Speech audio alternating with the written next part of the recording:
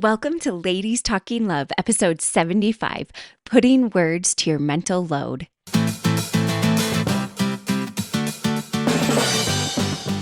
It's Ladies Talking Love, a community of women uncovering more joy and fulfillment in sex as we learn from experts and amazing women like you. Together, let's create a world where women's sexuality is celebrated and understood, beginning with our own. I'm your host, Ariel Finlinson. Let's talk love.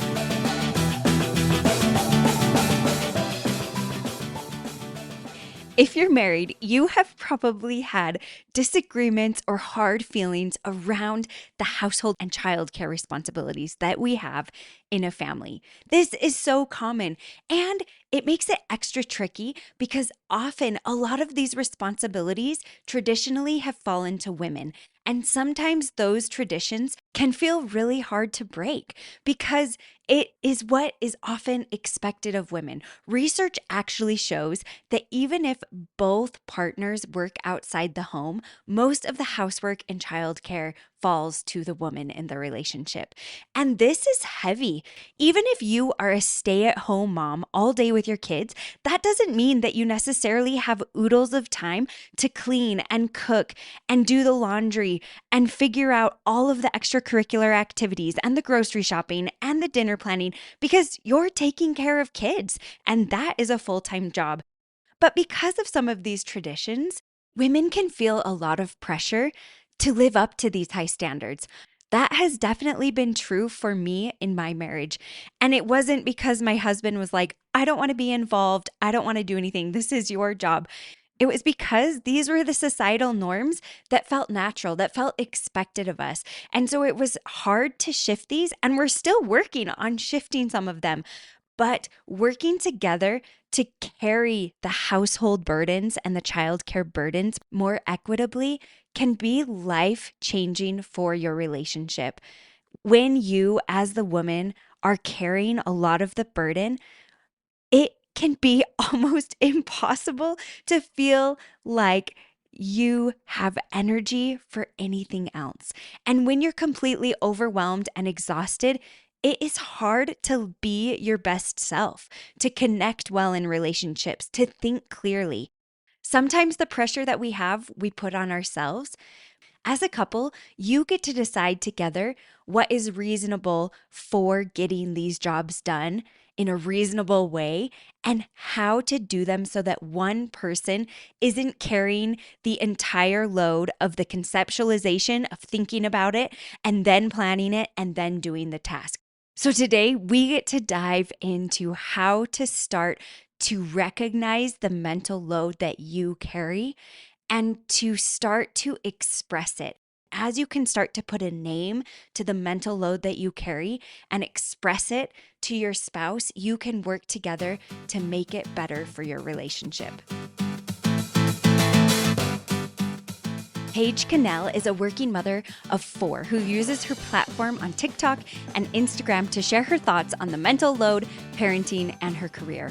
Her goal is to raise awareness about the mental load of motherhood and advocate for equitable relationships for couples. Paige is also a passionate advocate for affordable and accessible childcare options, working to make family life more manageable for all.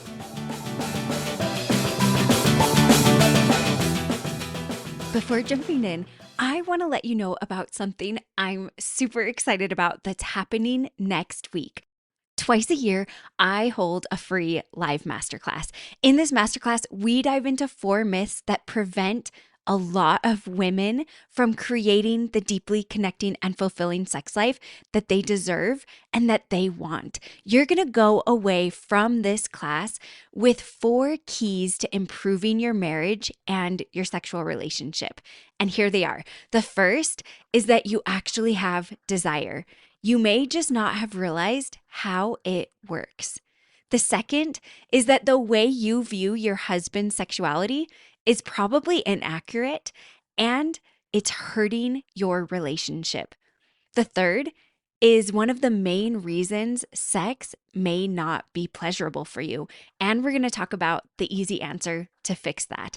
And the fourth thing you're going to go away with realizing is that giving everything and serving and serving and giving to those you love may actually be hurting your relationships. And I'm not going to say that you shouldn't serve or give, but we're going to dive into why sometimes, especially as women, we give so much that it actually hurts our relationships and prevents the deep connection that we desire. You're going to be blown away how easy and comfortable it's going to feel to talk about sex, and you're going to go away inspired to start creating a deeply fulfilling sexual relationship that you and your spouse both desire and deserve. You might be wondering, is this masterclass really for me? Is this actually going to be helpful for me? Well, let me tell you, this masterclass is for you if you're ready for deeper love and connection in your marriage. If you're tired of feeling unfulfilled, if you feel like you don't have desire, and if you want to love sex more. Just pause the episode right now, go to ladiestalkinglove.com/masterclass and make sure to save your seat. I'm so excited to meet you virtually and to stay on as long as you want to answer all of the questions that come in during the live masterclass. I'm so excited to welcome Paige Connell onto Ladies Talking Love today. Thanks so much for joining me, Paige. Yeah, thanks for having me. I have been stoked to have Paige on because I actually found her on Instagram probably a month or so ago, and she does such a fantastic job of bringing to light the mental load that we carry as women and really helping us start to kind of dig into it and figure out like what loads am I carrying and how is this maybe unfair and what can I do to start unpacking it and working through my mental load so it's not so one-sided anymore. So I'd love for you to start off, Paige, just to tell us a little bit about your story. How did you get interested in bringing women's mental load to light and how did you start your platform? I'd love to hear your journey. It all just kind of happened organically for me. The mental load side of it, I just started learning about it on my own when I was drowning in motherhood. But I have 4 kids and I've been married to my husband for almost 8 years. And 4 kids in, things really started to break down for me personally. I felt like after the 4th, which sounds crazy, after the 4th, it just became too much. And it wasn't the baby that was too much. It was just all of the other stuff that I was doing in our house that I was expected to do, that I had always done, and that I felt like I wasn't getting any help with. And I have a very present husband. My husband is always with us when he can be. He works a demanding job, but when he is home, he's home with us. He does dinner with us and bath time with us, and he'll sit next to me and fold laundry, but he didn't own anything, right? It was always like, what do you want me to make for dinner? What do you want them to wear tomorrow? What time is drop off?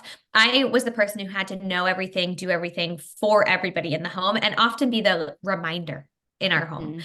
Hey, can you empty the dishwasher? Hey, the trash is full. Could you empty that, please? And so after our 4th baby, there was a day I just had a breaking point where everything he said he was going to do, he didn't do.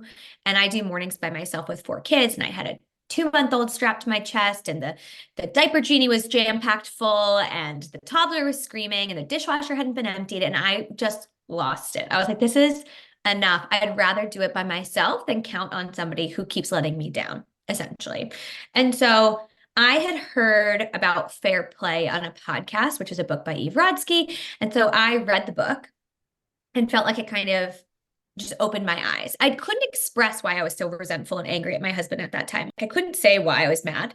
I just was. And I couldn't say anything because I was like, I'm not this angry about the trash and I'm not this angry about the dishes. I'm angry about all of it. Yeah, I'm angry about everything.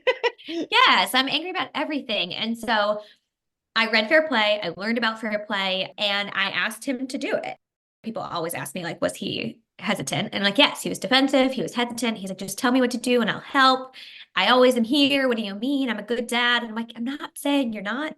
I'm just saying this is what I need for us to be in a healthy, happy marriage. And we got to talk about it. So we did Fair Play. And that was, my daughter was like 2 or 3 months old. She's about to be 2. And so it's been a while, but it made all the difference in our marriage. It made everything better, especially for me, but just everybody. The house runs more smoothly. Everything is just more cohesive now. We don't have disagreements about chores. I feel like that's what everybody's always fighting about. It's just chores and things with the kids. We don't even have to have conversations because we have a system in place now. So that is how I learned about the mental load, was by living it and learning about it. But I started sharing online kind of accidentally. We use TikTok at my work for marketing, and me and someone else at work were like, oh, we're gonna play on TikTok. And so I posted a video, and my first video did really well. And I was like, oh, interesting. Maybe people like what I'm saying. And so I just started posting random everyday thoughts that popped into my head about motherhood in particular. But probably almost a year ago, I started talking a little bit about the mental load of motherhood and what it's like to be a mother with a job, what it's like to be a mother carrying the bulk of the mental load or the primary parent. And that started to resonate. And so that's kind of how I landed where I am today. I just started sharing about my experience. And then now my goal is less to share about my own experience. I do still do that, but it is more to hopefully help other women articulate what it is they've experienced, because I couldn't do that in the moment.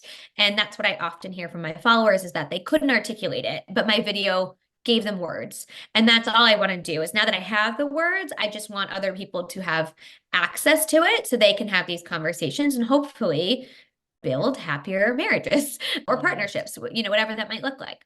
Your journey is so similar to mine as well. I feel like I just hit this breaking point where I was like, I can't do this anymore. And I don't know exactly what to do about it, but I am dying. Yeah. And for me, I feel like I was on the verge of a mental breakdown because it was just so heavy and I was just so burdened. And yeah, it just took me to this place of discovering and kind of reevaluating and reworking through things with my husband. And we still have so far to go because it's a process, but it is just like having those conversations open and finding words. And I love that your platform does it. It gives us a voice of what we're feeling. Cause I think that's one of the hardest things when you're like, I feel completely overwhelmed. I feel completely drained. I feel like I'm going to lose my marbles and I have nothing inside of me anymore. I'm just a shell of a person, but we don't know why. So I love that you kind of help do that. Can you tell us a little bit about, you said you did Fair Play. So you read the book, and tell us a little bit about there's a card game. Is that what you're talking about? Yeah, so Shane has a card game. Eve has a card game that you can either buy or you can just look at the cards on her website. They're a free resource. We did the card game kind of. We don't play the cards. We actually have an Excel spreadsheet, which if you follow me, you can find in my links. But I use an Excel spreadsheet because cards just didn't work for my brain. They didn't work for my husband's brain. And we don't do everything exactly to the Fair Play T, like transparently. I like to say that, like you can kind of. You have to personalize everything, right? Yeah. Take what works. But for us, at first, it was a very good way to just show the inequities. Here's 100 cards. Paige is holding 85. You're holding 15. Does this feel equitable? Yeah. Does this feel appropriate? And you can really customize it. You can put things in that are explicitly yours and your family's. Maybe that's like your kid's a superstar athlete. And so you have a bunch of sports ones. We don't have that. My kids are young, right? So it's a lot of kids stuff and like after school activities and daycare and all those things, buying diapers, potty training. These are things that are on the list. And now, because we've become so familiar with it, we don't have to have these like daily active conversations. But for a while, it really was figuring this out and saying like, hey, you raised your hand and said you wanted to own groceries. Because in this game, you kind of take a task and you fully own that task from concept to execution. So you think about it, you plan it, and then you do the task. So if you're the grocery person, you're making the grocery list, you're ordering the groceries, you're picking them up, you're putting them away. That's your whole, you don't just do part of it, you do all of it. And I found that my husband would raise his hand for groceries and they'd be like, so what do we need? What should I add to the list? Do you want me to get this? I'm like, this is not owning the task. You're still just looking to me to tell you what to do. I can click the buttons on the grocery app myself. I'll just do that. So it took some work to figure it out, but that's kind of the beauty of the game, is you can kind of work together to find equity and whatever that looks like for you and your home and your family dynamics and jobs, and just kind of try and parse that out and figure out how to find a balance that works for you guys. And I think you hit on one of the key points that Eve Rodsky breaks down, is this idea of the mental load in these three parts: the conceptualization, the planning, and the execution. And a lot of times in relationships, there's one partner who's like, hey, tell me what to do. And even though that's awesome, we love involved partners. To lessen the mental load, you have to take it all on. And like Yes. when I was near my point of just losing it, my husband took on laundry. And that was huge to not have to worry about what do the kids have in their drawers. Mm-hmm. It doesn't need to be washed. If you can take on a whole task, yes. Yeah, you take the whole From thing. start to finish. It's important because otherwise you're still putting the mental load on someone else. It's not enough to cook dinner. If you weren't the person to meal plan, decide what the kids were eating and buy it, you cooking the dinner is helpful. Somebody else had to do all the work to make it possible for you to cook dinner. And that can be, people get really defensive about that, which is like, well, if you feel so passionately about it, then you cook dinner. And it's like, okay, there's so many things that happen in a home. You cannot expect just one person to be in the driver's seat all of the time without getting burnt out. And in our society, more and more families are dual income. You know, in my immediate community, I don't have any friends who are stay-at-home parents because we live in a high cost of living area also. But nobody's a stay-at-home parent. And that's by way of where I live and the education system here and all the dynamics, right? I think it really depends where you live in the country. But even when women are in the workforce full-time and earning as much, if not more than their partners, they're still doing the bulk of all of this planning and execution at home. And it just gets exhausting if one person is responsible for all of those things. It's just impossible. It is. And like you said, the research shows traditionally, even if a woman is working outside of motherhood, she's the one who usually has all the tasks. And I'd love you to talk about that for a minute. If you are a stay-at-home parent, there's still an important work to do in kind of making the mental load a little more equal, even if that's what you're doing as your full-time job. But also for women working outside of the home, could you talk a little bit about that? Like, obviously it's personalized, but what do you see as kind of finding that good balance for a stay-at-home mom and a working mom? You know, I've never been a stay-at-home parent, but I've been on maternity leave a few times. I talk a lot about this because I think there is this weird idea that a stay-at-home mom, because she stays at home, should just do everything for everybody because she's physically in the house. And it doesn't give her more time in her day. She's taking care of children. She's feeding children. She's bathing children. She's taking them to the playground. She's bringing them home. She's putting them down for a nap. Maybe they don't nap. She's playing with the kids. I think there's so much that happens in a stay-at-home parent's day.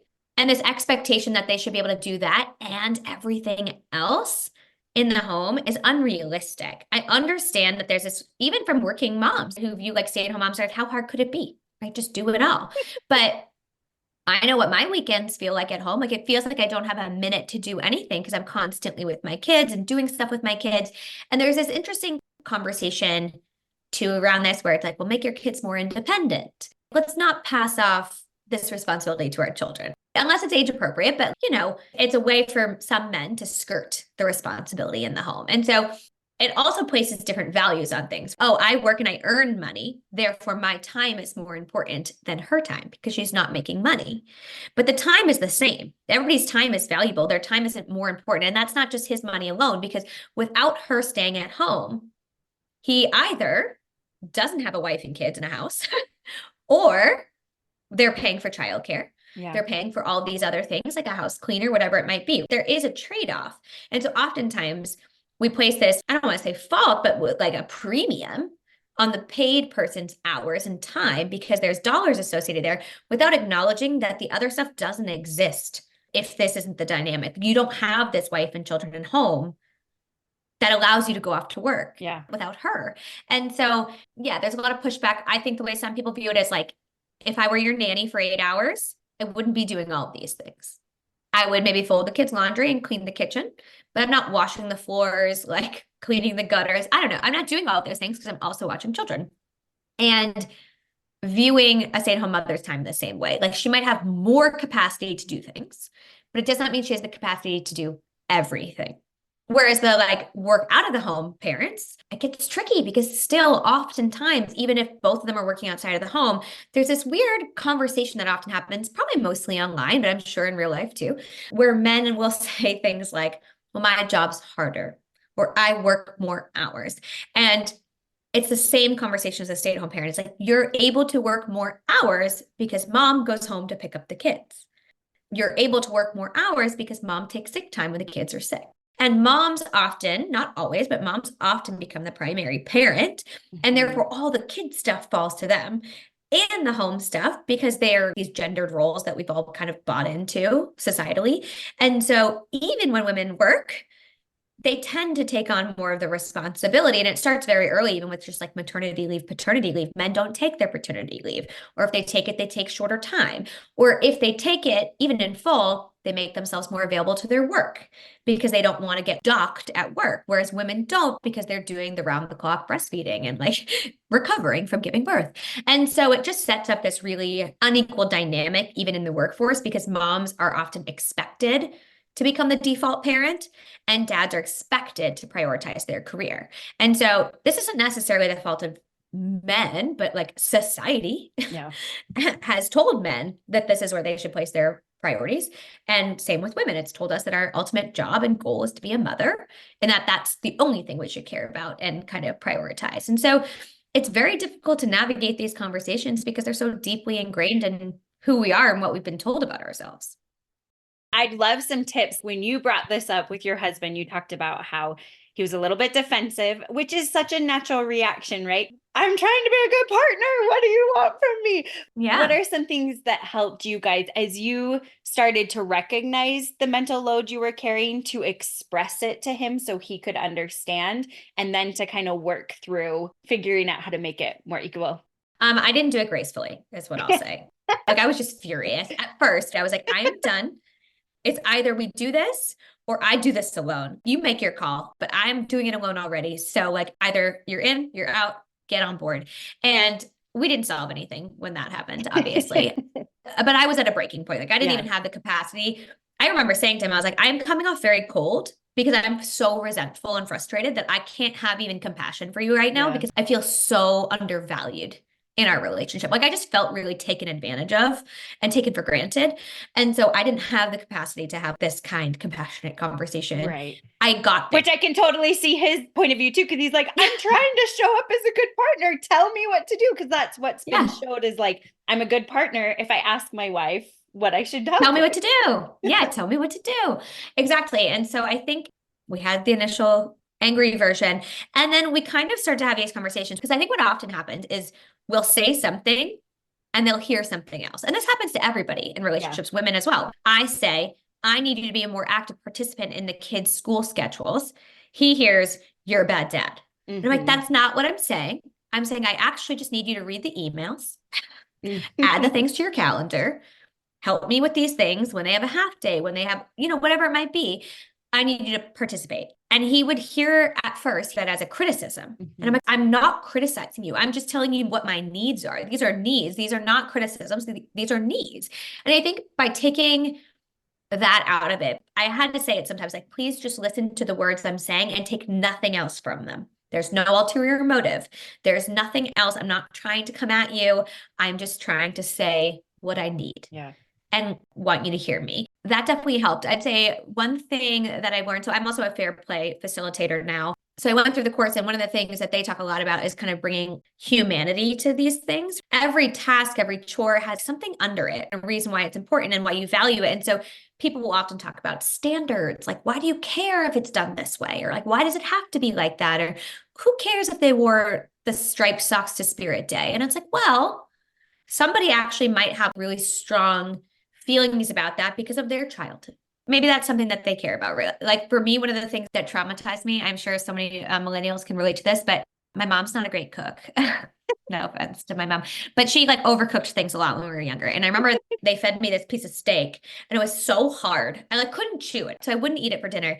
And they fed it to me for the next 3 meals. They're like, you're going to eat this steak. And I was like, okay. And then I did not eat steak again for like 15 years. I'm like, I don't eat steak anymore. And so now when my kids refuse a dinner or refuse anything, I just say, yeah, okay. You don't want to eat that? That's fine. These are your options. You can have X or X. That's it. You make your decision. I give them that choice. And that early on between my husband and I, when it came to making food and things like that, was a point of contention because he'd be like, we made dinner, they're going to eat it. And I was like, I will not do to them what happened to me. Exactly, which is why I feel so passionately about it. And I think that's part of this conversation too, is men often prioritize things like the lawn or the cars or the garage. Like my husband's constantly cleaning the garage. I'm like, what could ever be needed in there? What are we doing? Why are we cleaning this so often? It's also about where society places importance for men. Yeah. They get judged on their lawn, they get judged on their cars, whereas we get judged on the inside of our home. Is it clean? Yeah. Is our kids' hair brushed? Do they look put Right. together? What did we send for lunch? That all kind of historically has fallen under mom's job. And so that's a part of it too. It's where we feel like we're being judged is where we place our time. Kind of have to take that judgment out of it and say, like, I could care less about the grass.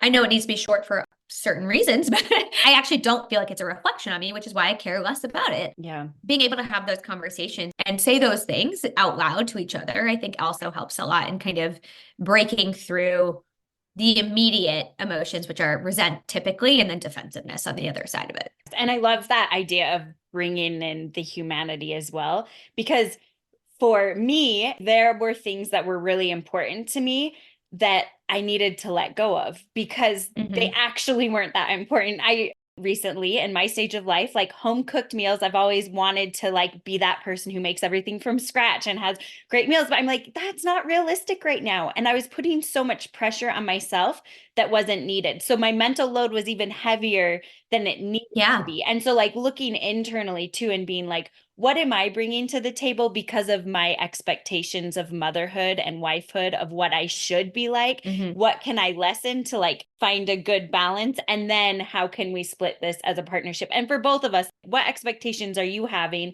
as a good husband, as a good father that maybe they're not super important? We get to decide together what's important for our family. And there's also this idea, right? Because there's always going to be disagreements on standards. Yes. I'm very type A. I'm very clean. That is just who I am. So that's just the way I live. And my standards might be higher than other people's. I'm clean. I'll say I'm organized. I'm not always clean. Like, am I scrubbing my floors every day? No. Am I sweeping and making sure the house looks nice every day? Yes. That's just who I am. I can't live any other way. There's those standards that aren't always going to be aligned. But then there's that underlying question, which is when it comes to things like, and I had a TikTok go like semi-viral on this because my daughter came home from school in totally different clothes. And I was like, oh, I was like, did she have an accident or something? And my husband's like, oh, I think she spilled milk on her shirt. And I'm like, well, she's in a long sleeve shirt and it was 90 degrees out today. And he's like, oh yeah, they said she had no extra clothes. And I was like, well, that's just not possibly true because I brought 3 t-shirts yesterday. Like I knew, I was like, no, I brought them. And he was the one to do pickup. And so I was like, did you check her cubby? And he's like, no. And I was like, okay. I was like, did you pack t-shirts to go to school for tomorrow? And he's like, no. This is a standard that I think any average person would agree we need to meet, which is your daughter needs to have weather appropriate clothing at school for her teachers to put on her body. And there's like a conversation to be had, like she's 3, so I think they let her pick her clothes. And so, you know, it is what it is. But I was like, if she truly doesn't have t-shirts, were you just going to wait till I found out and figure that out and fix that? Or you as her dad, should you be concerned about the fact that she's wearing a long sleeve shirt in 90-degree heat? Let's talk about it because that's a standard that I think most people can agree with, which is you don't put a kid in a long sleeve shirt when it's 90 degrees out. They're going to be hot. If you can agree on that, if you can say, okay, what's the average person's viewpoint on something like this? Can we make that our standard? And like maybe your standard's still higher, or maybe your standard's low because that's how you guys operate, and that's fine. But I think taking your personal feelings out of it and being able to say, like, if any other parent walked into this daycare room, would they say, why is she in a long sleeve shirt? If they're all saying that, then we can all agree that she shouldn't be in a long sleeve shirt. Yes. And like what's reasonable, which I think is the crux. Yeah. I had an experience not too long ago, but I got sick and I was laying in bed, but the kids were still coming to me. And so that day I just had a conversation with my husband and I was like, okay, how do you want to be treated when you're sick? What kind of care do you want? And what do you need to get better?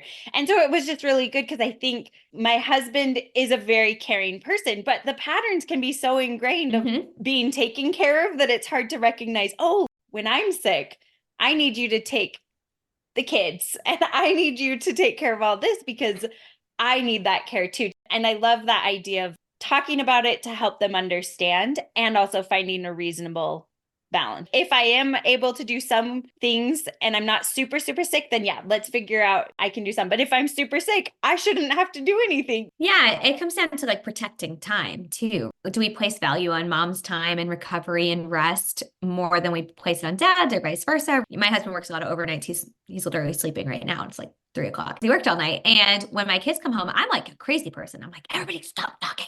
Dad is sleeping. He's always told me, he's like, I don't hear them. Don't worry about it. I don't hear them. Seriously, don't stress.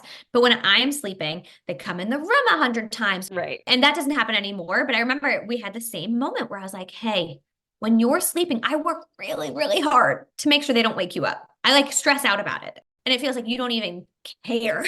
They wake me up. It's like, who cares? Wake her up. It's just mom. But then the kids start to see that too. Yeah. The kids see like dad's time is important. Dad's rest is important. Mom's isn't. Yeah. It teaches that next generation where to place value and whose time is valuable. Who can they go to when something is happening? Who can they ask for a snack? Both of us. Yes. You don't have to find mom. You can find dad. Yes. Like dad is right there. Ask him. Like, yeah, exactly. Yeah. Go ask him. I love it. What happened in your marriage as you guys started working through this? What did you find with your relationship? You know, I vividly remember around this time when we first started talking about it, we went to dinner. So we would try and go do stuff.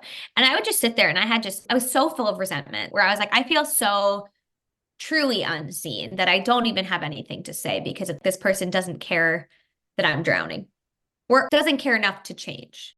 And I knew that wasn't true. And I would sit there and think to myself, like, just try. Because your husband, you've been with this guy. At that time, I'd been with him for like 16 years. I'm like, I know he's not a bad guy. I know he's a good dad. I know he loves me. I know he's trying. But I just couldn't get out of my own way because I was just so hurt by what had happened after we became parents. I will also say, I think many people can relate to this, but I think all of this was exacerbated by the pandemic because our dynamic changed so drastically because my husband's a first responder. So he still worked outside of the home. He was gone. And I was on lockdown. I was pregnant. I had 2 kids. I was working full time. I was like, my life changed so much. And I took on so much because I was physically home and he was still out in the world. And so I felt like because that happened, I think it was actually worse than it might have been had the pandemic never happened. I don't think we would have gotten to this point if that hadn't happened. But that's happened across the country. And women left the workforce in droves. And it said women reduced their hours 4 times more than men did during the pandemic because there were kids. And women often are the ones to sacrifice career for kids. So I think that made it worse. But once we were able to start consistently practicing sharing this load equally, or it wasn't even equally. It was what I like to say equitably, because it's definitely not equal. Doesn't have to be 50-50. And it's not. I definitely still do more. And I will say that, like, it's not perfect. I still do more. I do more by nature of the fact that I work from home. I have a more flexible job. I'm type A. He's neurodivergent. Like, I just end up doing more, but it doesn't feel like that anymore. And so it's not equal, but it's much closer to equal.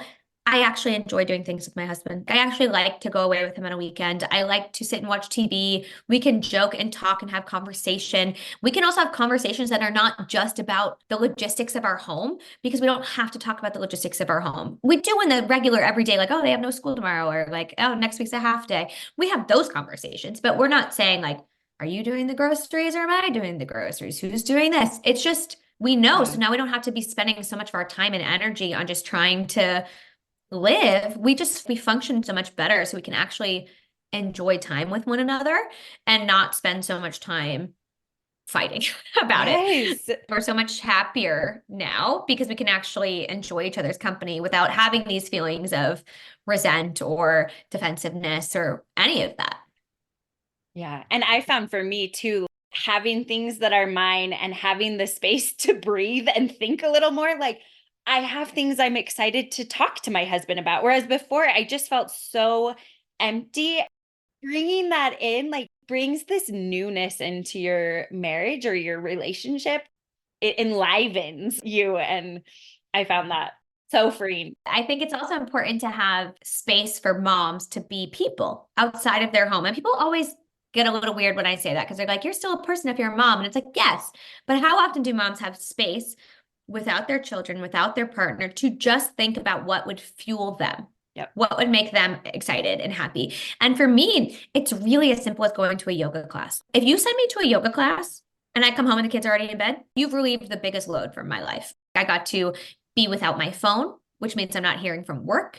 I got to be away from little people touching me. I just got to be a person by myself. That, and I like to socialize. Like I like to be with my friends. I like to grab dinner. I like to chat. And that fuels us. That gives us energy. And so we now have added a layer to our mental load conversation, which is there's often a lot of inequities in the way that women and men spend their time. Men will spend a little bit more time on paid work. Women will spend a lot more time on childcare and domestic labors, even if they work.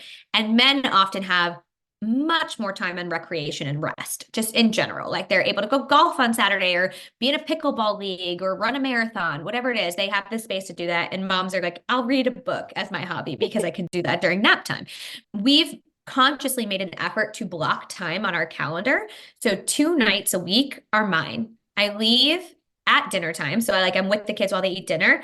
And then I tap out. I can do anything. Sometimes I just run errands, which isn't really me time, but sometimes that's what I'm doing. Other times it's yoga. Other times it's dinner with friends, whatever it might be. I have those 2 nights. Those are like my time to be a human being outside of my house, outside of my marriage, outside of parenting, and just have that space for me. And he has 2 days that he does that. And then like on weekends, I sleep in one day, he sleeps in one day, like giving each other this space to have that time alone, to re-energize, or just straight up rest, like just to rest, get your nails done. It doesn't matter to me what you do, sit in your bed for an hour. Having that space has also made me appreciate and want to spend more time with him because now I don't feel so trapped in my role and responsibility because I do have this other time to give to myself. Because that's so important. So many of us lose ourselves in motherhood and then we have nothing to give because we're not getting anything. Yes. Other than sticky hands. Right? Yeah, I totally agree. And I feel like we talk so much about self-care, but I feel like we're missing the mark. Yes, going and getting a pedicure sometimes or doing something can be nice, but you need something, like you said, consistently and to find what feeds your soul. But it needs to be consistent instead of waiting until this breaking point and being like, okay, I'm going to go get a massage. It's like, no, what feeds your soul? What enlivens you? What is exciting? What helps bring joy, stretches you, helps you grow? Those are the things that are going to help you thrive as a parent. And you need that space, both of us, in our relationship. I would love to hear, it's going to be different for everyone, but what are some of the ways that you've shared the mental load? What has your husband decided to own and what have you decided to own? So he does groceries, which we talked about. So I do mornings by myself every day because he leaves before any of us are awake. And so that's just how it is in our home, which is another reason why it's not equal because I will always do more physically with the kids than he does. But in the afternoons, he gets out of work way earlier than I do. So he takes the afternoon with the kids who are home. So he does sports, he does dance practice, he takes my son to therapy. He cooks most of the dinners, which people are always like, what? And I'm like, yeah, he cooks most of the dinners. Cleans up after dinner typically. He does the tubby nights with the kids. Like when we're tubbying, he owns most of the nighttime things. I'm there, but he owns them. So I might come in and help with dinner, or I might be picking up the kids from daycare, but he's doing that part. So he does those things. He definitely still owns just the way of how our world works. He definitely still owns more of like the handyman aspects because he's just a blue collar guy. So that's like his wheelhouse. He does that. I own bills. I own daycare. I own signups and camp and all of those things that are better suited to a type A individual to be on top of. I'm on those things, but he's got the daily tasks and, even silly little things. This is going to sound silly, but every morning I pack the kids' lunches, but he fills their waters before he goes to work. So he fills all their water bottles and makes sure those are filled. And that sounds silly, but I have 4 kids. It takes me like 5 minutes to fill all the water bottles. So it's those 5 minutes in my morning while I'm by myself with 4 kids do make a difference. He feeds the dog. He takes the dog out. So he does things in the morning that make my morning easier. And then we have a list, but like silly things, right? Like we get really granular. Yeah, it's his job to book the haircuts for our son, and it's his job to help cut the kids' nails. And those things add up. Moms don't just inherently know how and when and why to do these things. If you see my reminders app on my phone, it is deep. And every day I've got like 7 reminders of things that I have to do because that's what it is to be a parent. And so now he shares in that. Yeah. He's the one who has his own reminders and he's owning those things. And I don't have to worry about them anymore. But it definitely looks different for everyone else. Yeah. And also, sometimes it's not going to work. This week, my husband's worked a lot of overtime. That means I'm doing dinner. That means I'm doing it all, right? So that's okay. It's not a tit for tat. It's more when you're home, what do you own?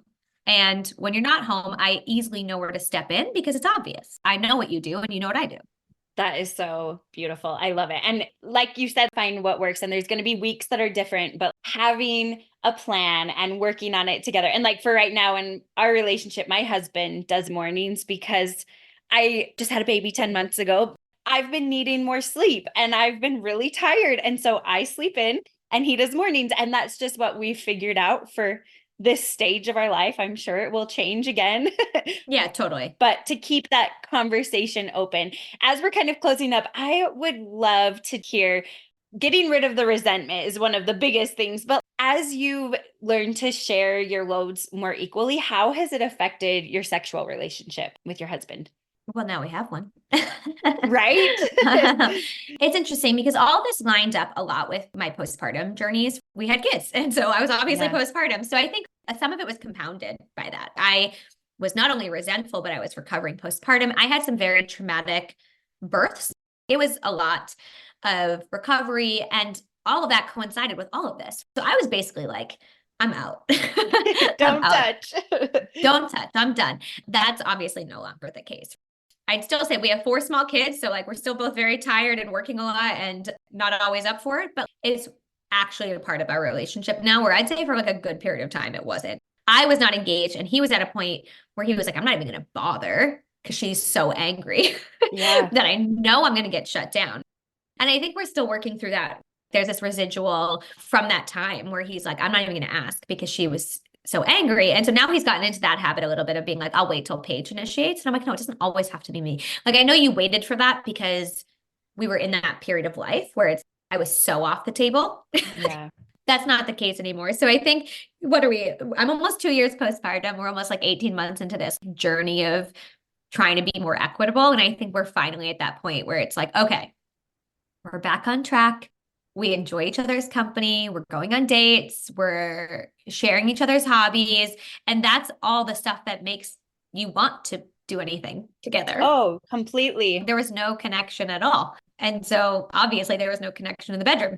I think that, it just opens you up more to your partner. And you nailed it on the head. My whole last section of my signature course is about this finding more equity and feeling supported. Because if you don't feel supported in your relationship, there's no way you're going to want to have an intimate sexual connection with your partner. No. And so working through this is huge. It's huge for you to feel like a full, healthy individual. And it's huge for your relationship. Yeah. This has been so awesome, Paige. Thank you so much for coming on. As we're closing up, can you tie together, what tips would you give women who are wanting to start to recognize the mental load they carry and start creating a more equal partnership in their marriage? Yes. I think first and foremost, if you do not have children yet and or are not married, know your worth now too. Understand what you do and its value now and have the conversations before children. I wish I'd had these conversations before kids. I wish I'd laid the groundwork so that way when we came home from the hospital with that first baby, we were on the same page about how we were going to support each other. I wish we'd done that. We didn't. So if you're ahead of it, that's the best place to be. I highly recommend reading Fair Play. Even if you don't love or take everything from the book, I think it just helps put context to it. There's other books too to read that I suggest, like Fed Up or Emotional Labor. These are all books that are really just help paint the picture of the work that women do and remind us that we have value. These things all have value. And I think that's first and foremost, it's like we have to see ourselves as valuable. We have to see the work that we do as valuable, which I didn't, right? I just knew I did the work. I didn't realize how much value it did provide to my family and to my partner and to my home. So I think that first and foremost, knowing you have value is really important. So start there. Recognize that it's okay to value your own time. And then if you're in it, it's really hard to course correct. It is difficult and it takes a lot of time. So I think the best advice I have is to give yourself grace, give your partner grace, try to communicate in a way that you can both be heard. Don't do what I do and get really angry and mad. try to have those moments of calm to address these things. But I think putting systems in place, and if you are able, I know it's a privilege for that some don't have, but therapy or counseling, sometimes you can kind of do these things with a third party person who can just provide that perspective and say like, hey, are we hearing what we're saying, or are we bringing other emotions into this, and how do we go forward? I think if you're doing a DIY, Fair Play worked well for us. It doesn't work for everybody, but it worked well for us. I really enjoyed the systems it created, and then we were able to evolve from there. But I think ultimately it comes down to being on the same page about value of your time. It's all about time, making sure your husband or partner feels valued, that you feel valued, and then that you can kind of build from there. Because without that mutual understanding, you don't get very far. Yes. Oh, so true. Paige, this has been so awesome. Where can people find you? I'm on all of the social media at She is a Paige Turner, and that's also my website, she'isapageturner.com. So you can find me. I'm mostly on TikTok and Instagram, but I'm wherever you can find a person on social media these days. I love it. We'll put some of her links in the show notes as well, so you can click on those and find her. She is a fantastic follow. Thank you. Make sure and follow her. But thanks so much for joining me today, Paige. This has been awesome. Yeah, thank you. I hope that this interview helped to give you the words that you needed to recognize what you are feeling in the mental load that you are carrying.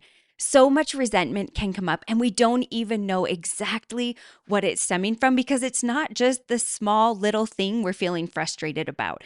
It's everything else that is going on that is playing into these feelings. And so I hope, as Paige and I talked, you were able to start to recognize a little bit about your mental load, and that now you have the words that you can go and express it better to your spouse, because it is so hard to help your spouse see what you're feeling without the words to express it. You can even have them listen to this episode and see if it helps spark some good conversations. One of the main points that I wanted to bring back out from this interview was the discussion Paige brought up that equity isn't always equal. There are times in our relationships and seasons of our lives where one spouse is able to carry a bit more than the other. They have the capacity because maybe they don't have as much of a commute from work, or the kids are now in school, and so they're able to spend some of their day doing some of these tasks. But just because they maybe have a little bit more bandwidth doesn't mean that they have the capacity to carry it all. As you and your spouse start to talk about the mental load and start to figure out what you're going to do in your relationship to make it work better for you, I want you to remember it isn't a counting game of I did this, so you do that, and you have to do this, and you have to do that, and I did this, so now you owe me. That's not the point here. The point isn't to be looking and counting and checking things off. The point is to find a balance where it's equitable, where one person isn't carrying it all, or where they're not even carrying like 80% of it. There might be times of life where you have to pull a little more. Maybe you have a spouse that's sick or injured, or they have to be gone for work. But the goal here is for you both to be part of the mental load, that you are both carrying enough in your relationship that one partner isn't feeling overburdened, and that you're both carrying enough that you both have time to do things for yourself, for your relationship, for your mental health, to take care of yourself. Everybody needs time for themselves, time to just sit alone and think and breathe, time to work on a passion project, time to go out with friends, time to go back to school, whatever they need. And if one person is carrying too much, it can be almost impossible to feel like you have any breathing room. And so as a couple, we get to work together to make room for each other, to be humans in our relationship, to be able to have space, even though parenting does take sacrifice, and there are things that need to be done, and there are sacrifices that we make. We can't do whatever we want, but working together as a couple to be equitable opens up our relationship to give each other room to keep progressing and growing and have a self in our relationship. And you're going to find that It is going to make your relationship closer. You're going to feel more connection when you support each other better in the housework and the mental load. So I want to challenge you this week to start the conversation. Start talking about the different mental loads you both carry and start to see how you can shift things around to make it better in your relationship. And I know for me at the beginning of my journey, just like Paige, I came in with a lot of anger and a lot of hurt and so much frustration, especially because I didn't have the words for why I was feeling completely overwhelmed and angry. But as my husband and I have been able to talk more about it, I've been able to calm down. He's also been able to let go of some of the defensiveness, and we can come, both of us, with humility and listening ears. We're able to express what we're feeling and work together to make it better for us. And we still have work to do. This is so ingrained that it can be really tricky to work through these, but don't give up and don't just take on everything yourself because things aren't being fixed 100% right at the get-go. Part of the relationship is working on it together, continuing to get better, keeping the conversation open, and being held responsible for what you said you would do. That is trust in a relationship. We need to follow through with what we said we would do. And I hope as you talk, you can find a great balance so that you have room to thrive and grow in your relationship. As always, thanks for talking love. And don't forget, if you're ready to learn the tools you need to start creating the empowering sex life that you deserve, make sure to go to ladiestalkinglove.com/masterclass and save your seat for my free masterclass that's happening next week so that you can discover the desire that you thought you didn't have and the deep connection that a fantastic sexual relationship can bring into your marriage.